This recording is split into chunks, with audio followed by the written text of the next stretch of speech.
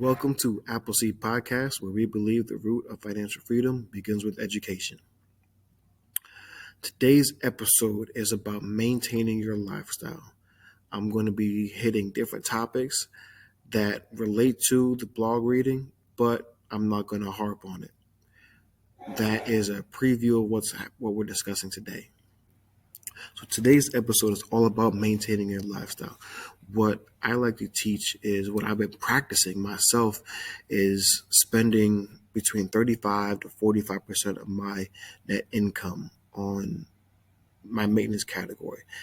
And that's, groceries, car insurance. Actually, no, not car insurance anymore. But going out, things I need and want that don't have a set expenditure each month. They could be your book subscriptions. They could be anything that you can think of that doesn't go to a creditor, that's not going towards your home. And the reason I brought up my car insurance is actually something I wanted to discuss of a lifestyle change that I've had.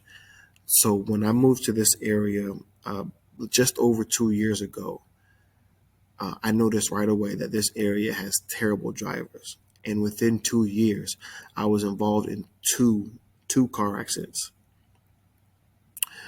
Neither one was my fault, and it turned me off from driving in this area.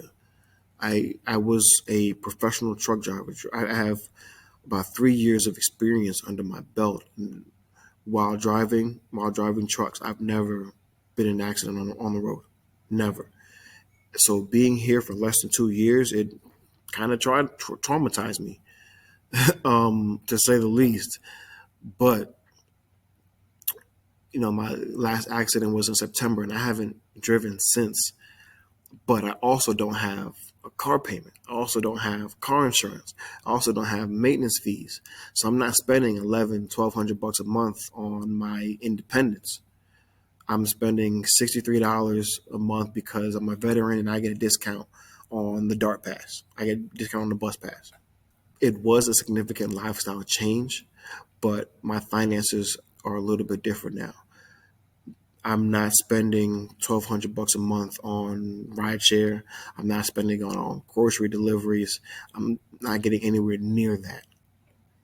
So I'm getting almost $1,200. I'm keeping it to me, not instead of spending it, instead of paying somebody else for it. Something I heard is that I know we've all heard the time. I don't know if all the time phrase of money. I know we've all heard the phrase "time is money," and yes, it actually is. Your time is currency. Think about how much time I had to exchange at my job to pay off that car.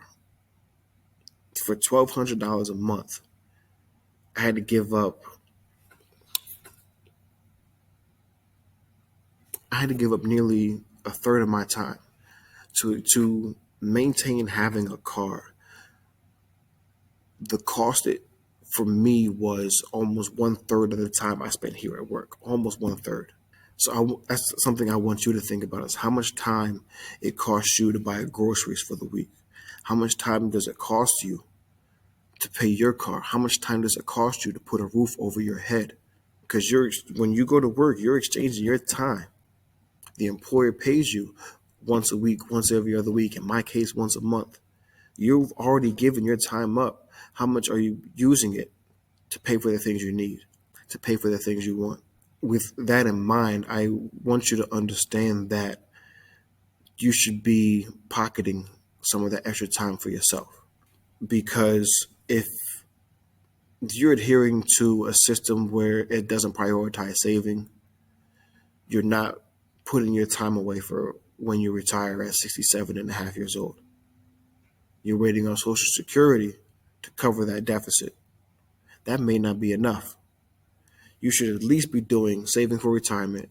You should at least have a life insurance, because saving for retirement is a collection of all the time that you put into working for 40, 50 years of your life, and you're only getting a portion of that time back. And most of that time back may be spent in and out of the hospital. That doesn't seem like fun to me. So I want you to at least make those habits to start saving for retirement. Look at those options to save, put money away into your own individual brokerage account. Have your employer match what, if you can, what you're putting away. Build up those habits for those priorities, those two major priorities: retirement and life insurance. Because if you don't know what to do, you can at least do those things. I have a student who does not know what she wants to do after high school, and that's okay. She's 16 years old, has no clue, but I've been trying to express to her that now is the time to start at least thinking about it. And I introduced her to a couple of high paying tech jobs, not even in construction, which is what I teach. But I want her to understand that, hey, if you have this good paying job and you're exchanging your time for your worth, that when you do decide what you want to do, you've built up a cushion, a financial cushion to pursue your dreams. I want to come back to that because a lot of people can't. They're juggling and struggling so much. They're struggling and they're juggling so many different things that they can't. Their time is limited to what they can fit in a day before they have to rest. Their time is limited between their time is stretched between this activity and that one, and they're going back and forth trying to make things happen, which could take a long time.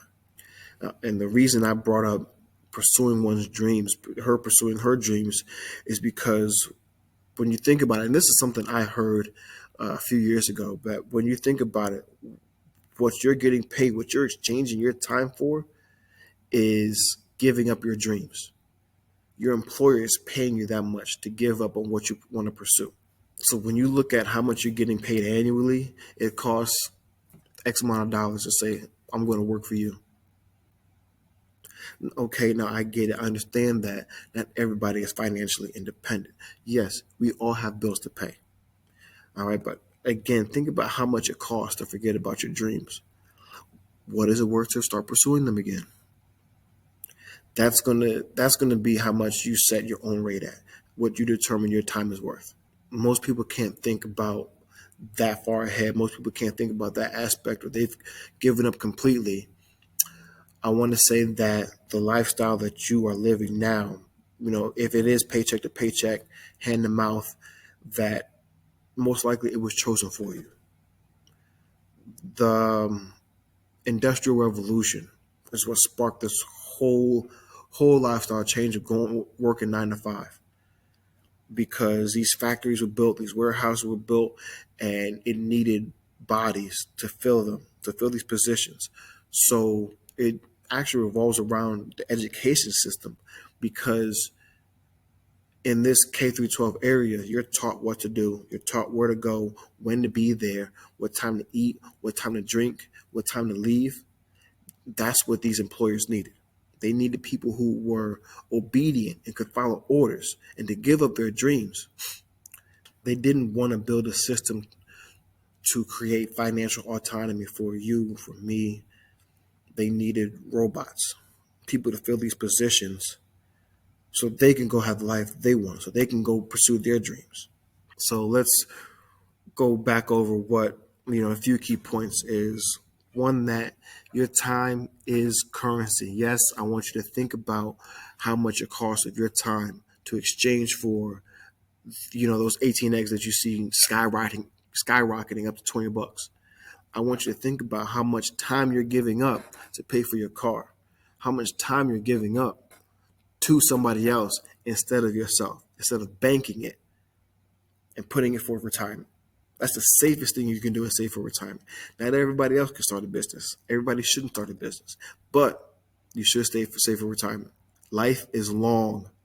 Another thing I want to bring up is, again, the retirement, but two things you need, at least minimum, two things you should start doing is saving for that retirement and have life insurance. Two things you need mandatory at minimum.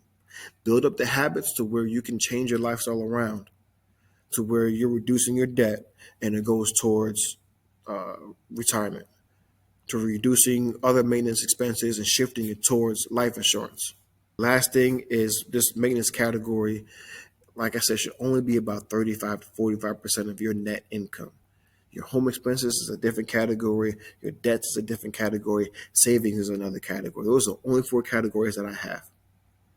Maintenance is the biggest part where most of you spend your money. And that's including groceries. That's including uh, insurances. That's including going out to eat, entertainment. Thank you for tuning into this episode. I can't tell you how much I appreciate you. So if you would, please like, share, comment, hit that little bell up there and subscribe. And remember, we're not done until learning has occurred. Thank you.